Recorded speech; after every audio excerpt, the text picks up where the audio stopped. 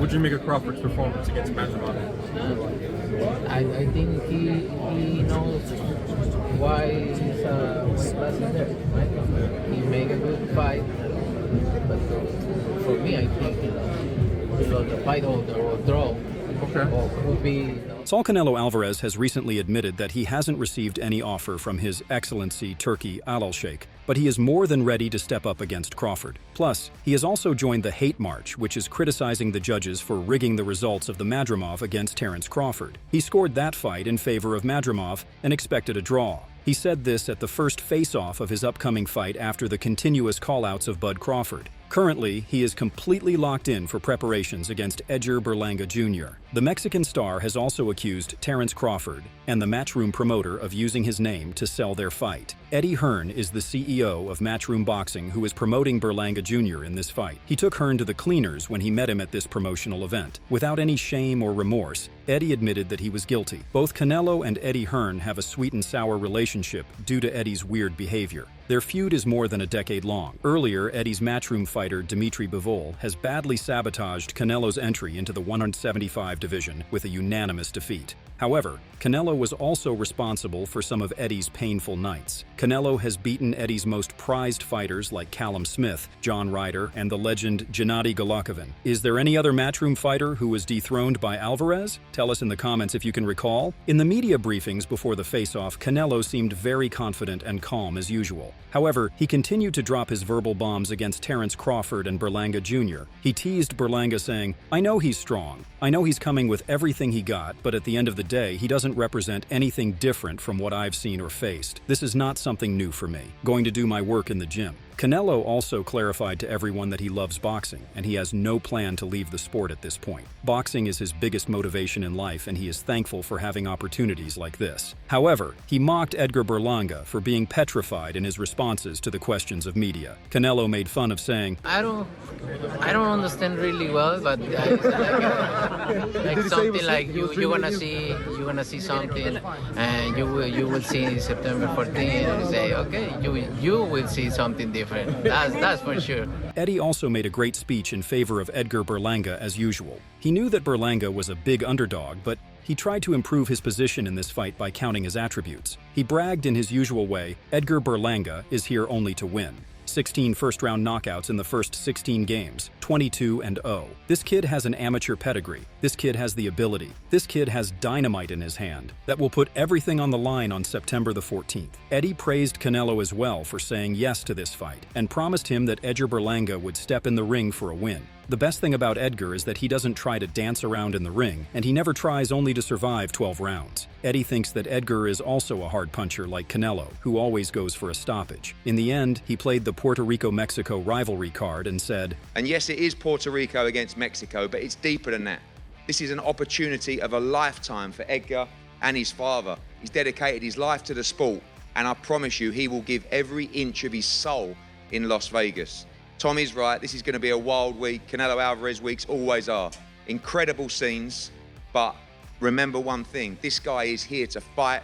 This guy is here to dethrone the king. Canelo is not worried about stripping off of his IBF belt currently. These things don't matter to him anymore. Canelo admitted that he is not behind the unification of his belts like he once was. His sole mission or motivation nowadays is just to keep winning. Eventually, the IBF title will automatically come towards him. Like Canelo, his opponent also came with a high head in this media showdown. Edgar Berlanga Jr. has been fighting a battle on social media since the announcement of this fight. Although he is undefeated with 22 fights in his pro career, he's being battered by the fans and boxing pundits for being easy work for Canelo. He admitted in the press conference that he has been overlooked by the world, but it is not a new experience for him. His whole life was a struggle for his existence. The Chosen One put it straight this way, "I've always been overlooked. You know, even if I had a world title, I'd still be overlooked. When I first turned pro, nobody wanted to sign me. No promotion wanted to sign me. So I had to go there, dig my feet deep in the ground, and work and knock people around. Then I started knocking people out in the first round, then everybody saw me." However, things went awkward when the MC romanticized this dream and asked Canelo about it. Canelo also started blushing when he knew that Edgar Berlanga Jr. was his fanboy. However, he gathered some courage and responded, "Kid's hungry. Says he's been dreaming about this fight and dreaming about you. How does that motivate you?" Relax. You know what I mean? No Mookie stuff, man. Right. Yeah, please, bro. I feel great, you know. Somebody dreaming about me. It's perfect. I like it. And he got it. Their bromance was also visible at the face-off. This time, Edgar Berlanga whispered in Canelo's ear, "I'm a huge fan." Canelo Alvarez laughed first, and then replied, I know that." Once again, Canelo was accused by critical boxing fans of cherry-picking fights. At the end of this discussion, when Canelo was going out of the arena, he told everyone that the doors for a fight against Crawford were still open, but his demanded ransom seemed too huge for this fight to become a reality. Canelo, Johnny Boy Boxing, fight hype. I just want to ask you, what do you think about Terrence Crawford? What do we think about Terrence Crawford's performance, and do you want to get a fight with him? If the money is right, I mean... $100 million? I heard Turkey offered you a big money already. 150. 150? Other than this friendly altercation, Berlanga is continuously hitting back at critics and fellow boxers who accused him of being cherry-picked in this fight. He was gutted by the criticism for being a nobody and that he wouldn't last till the second half of this fight. He cursed them back in his East Coast style and claimed that his haters would have to eat their words on the 14th of September. Plus, he also bragged about a knockout. What's up, y'all? It's Edgar Berlanga, and I want to tell my fight fans, man, we got the fight. Berlanga versus Canelo, live September 14th in Las Vegas on pay-per-view.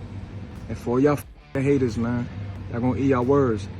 And don't sleep on me, because y'all gonna be sleeping for a very long time, man. Knockout season, fireworks. You know how we coming. Big New York. Edgar Berlanga was especially not happy with Canelo's arch-rival David Benavidez. David has been calling out Canelo Alvarez for a long time. He has recently slammed Canelo for ducking him and mocked him for stepping into the ring against Edgar. David has ranted on multiple occasions that it's a trash fight that no one wants to see. He thinks that Edgar got this fight because he's average and isn't a threat to someone of Canelo's caliber. David wonders about the boxing fans who are willing to buy the pay-per-views of a fight featuring a nobody. Along with Edgar Benavidez thrashed Saul Alvarez abstaining from a strong opposition after the Dimitri Bivol mishap. Canelo hasn't shown any response to these provocative remarks, but Edgar has posted his stinging response to these statements. He, Edgar, wrote, "That fat... He's a dirtbag just like his father, and God don't bless nobody who's always hating on other man. That's for females, bro." Honestly, Edgar Jr. may not be that bad of a fighter. He's receiving this hate mostly from those people who are despised by Canelo. That is the reason Edgar is receiving unnecessary hate along with unnecessary attention. If we note the megastars of boxing who are ridiculing this fight, we find David Benavidez, Caleb Plant, and Oscar De La Hoya. Obviously, these people are not on good terms with Alvarez. One wants to fight with him for so long, another has been badly beaten by him, and the third one is his ex-promoter. So, have a look at what they recently said about this bout. Starting with Caleb Plant, who will fight with Trevor McCumbee on the PPV undercard of Canelo vs Berlanga. He has wanted to rematch Canelo for a long time, and recently had a session with boxing streamer Danny the Boxing Man. When he was asked about how Berlanga can give tough times to Alvarez, the answer was amusing. Caleb reported, "I mean, he will have to use the boxing skills he doesn't have a chin that he doesn't have, and you know, the experience he doesn't have." What does he have to do to be victorious, you think? I mean, he's got to be able to use boxing skills he doesn't have a chin that he doesn't have, and, you know, the experience that he doesn't have. Moving on to Oscar De La Hoya, who is the chief executive officer of Golden Boys Promotion, the company that promoted a lot of Canelo's fights. Slammed. He came on Twitter and laughed at the idea of this mismatch. Not only did Oscar criticize Canelo for fighting Edgar, but he wondered why the event was held on the same date and place as UFC's mega event at the Sphere. P.S. He reminded Canelo of the fighter he should have been pursuing. The September 14th fight has been made. Canelo Alvarez, Edgar Berlanga. A fight that nobody asked for. Fans are now starting to boycott Canelo for continuing to duck you-know-who. Also, they're going up against the UFC at the Sphere.